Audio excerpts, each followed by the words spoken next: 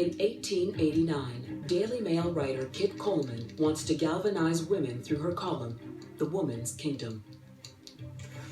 I think it is paying us women a poor compliment to imagine that we cannot take an interest in the highest and very deepest questions of the day.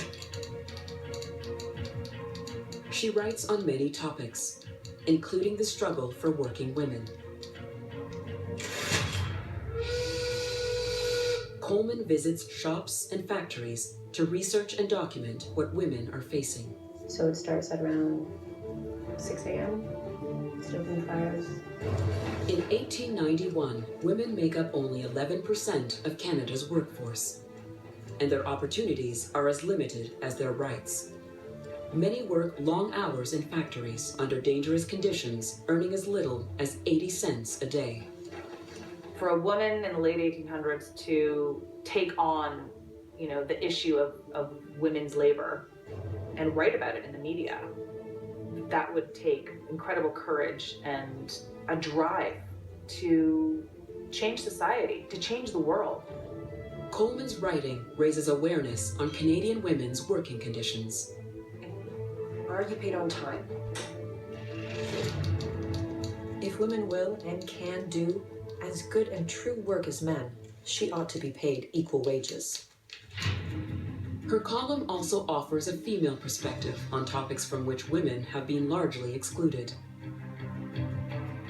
Politics, business, art, and science.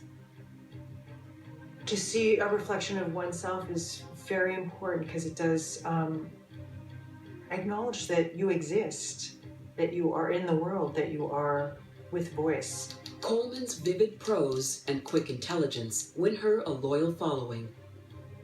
Female and male.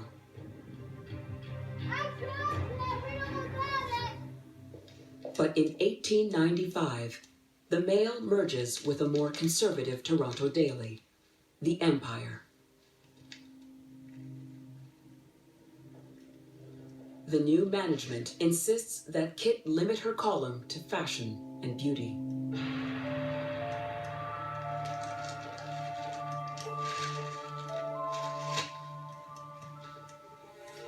I think someone like Kit Coleman had to be astonishingly tough-minded. There must have been so many ways in which she was sneered at or undermined or steered towards writing the fluffy stuff. Coleman thinks her bosses are wrong, and she asks her readers to prove it. Men editors largely think the women's page should be mainly clothes and chiffons. I want the honest, candid opinions of Canadian women. Do you enjoy fashion articles more than other kind of reading? I think there's a fight in most people that when somebody tells you you can't do something, it makes something happen inside, something brew inside, that I'm going to show you what's possible.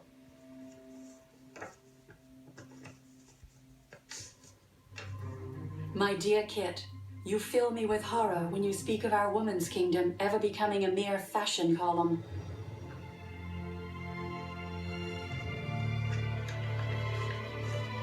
Since you ask for the opinion of the girls about changing our women's kingdom, let me say no.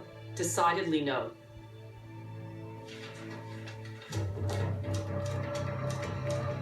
Coleman is at the vanguard of a growing women's emancipation movement, one her conservative editors cannot reverse.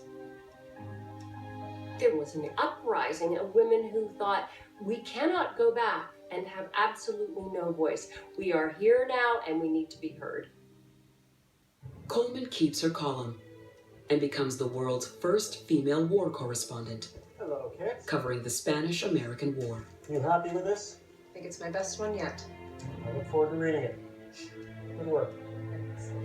She goes on to become the first nationally syndicated columnist and the first president of the Canadian Women's Press Club. She fought for a voice. She really made room for a lot of other women to also be journalists, to discuss things that they weren't supposed to. The media is the window to everyone's world.